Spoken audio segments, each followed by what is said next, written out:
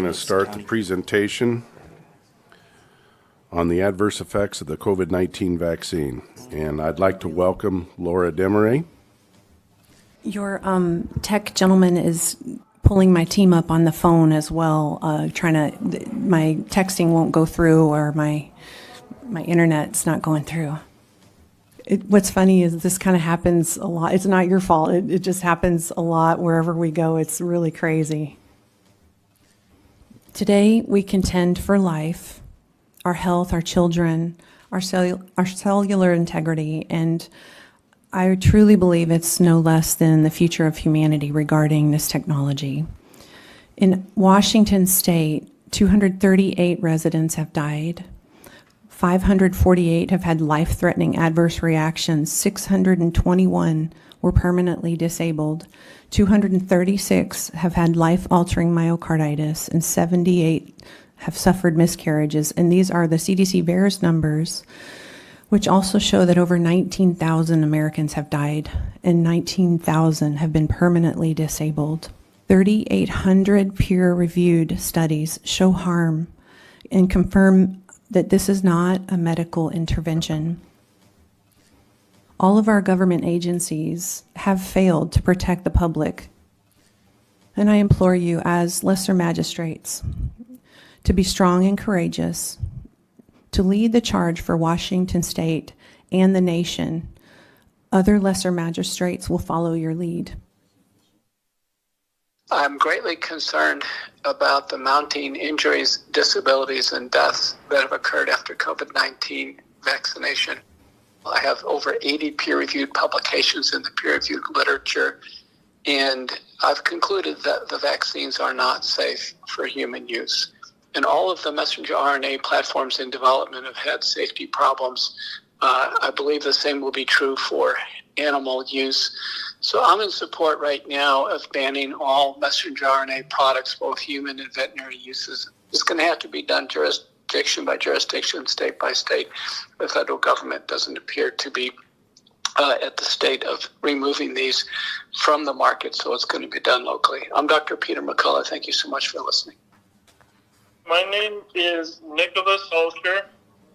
The total number of COVID-19 vaccine deaths worldwide may be greater than 17 million, and that's according to a study by Rancourt and colleagues. Right now, Peter Hotez has been claiming that millions of lives have been saved, but these 12 studies demonstrate the exact opposite, and in fact, millions may have in fact been killed. So, my name is Dr. Jancy Chum-Lindsay. Why didn't gene therapies make it to the market in over 30 years of research? The reason why is because they cause lethal cancers, mostly leukemias and lymphomas, through integrating into host DNA through a process called insertional mutagenesis. Please don't allow our citizens and our children to be injected with a gene therapy so lethal, the FDA tried to hide it from the public for 75 years. I'm Dr. Ryan Cole. I'm a board-certified anatomic and clinical pathologist trained at the Mayo Clinic. It's not just about COVID. It's about what's going forward as well. I'm here to recommend that nobody ever takes another genetic shot. I feel for all those who have been injured, and my heart goes out to those who are still suffering. I didn't take an oath to any administrator, any hospital, any organization. I took an oath when I became a physician to a patient. And at the end of the day, a lot of physicians have really lost connection to that oath. And it's very unfortunate, wittingly or unwittingly. They bought into a lot of the narrative and a lot of, the junk media and junk science that was out there. And I think it's important, for all of us to know, this was a study out of Hopkins of the 4 major world medical journals, the peer reviewers, half of them in the last, from 2020 to 2022 received $1.06 billion, the peer reviewers of these articles. And you wonder why some of the things that are shared today aren't in the literature. I'll tell you why. Because the pharmaceutical companies and the medical device manufacturers paid that $1.06 billion to the peer reviewers of the literature. This is about this platform of a genetic therapy.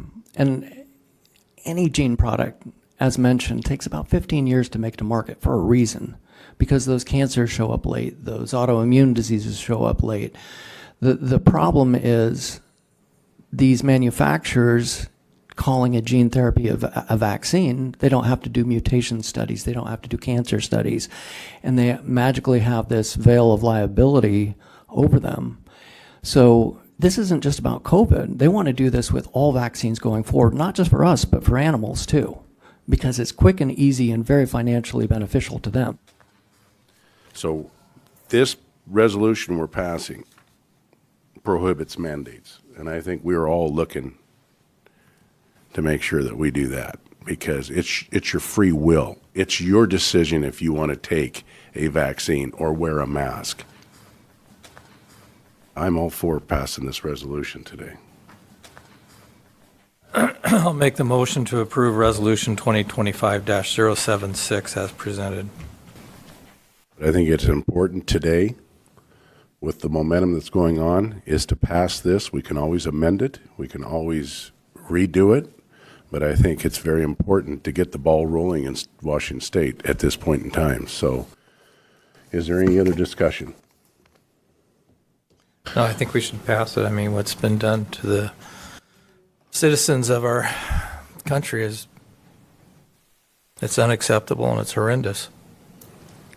Well said. If there's no further comments, all in favor say aye.